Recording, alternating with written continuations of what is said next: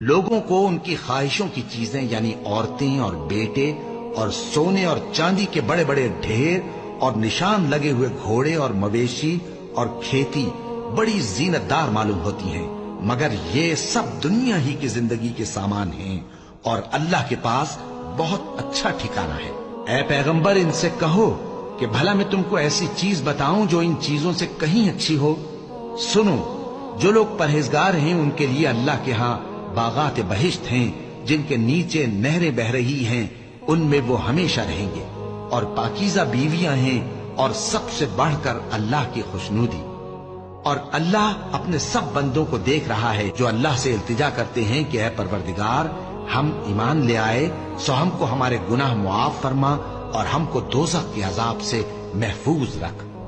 یہ وہ لوگ ہیں جو مشکلات میں صبر کرتے اور سچ بولتے اور عبادت میں لگے رہتے اور نیکی میں خرچ کرتے اور اوقات سحر میں گناہوں کی معافی مانگا کرتے ہیں۔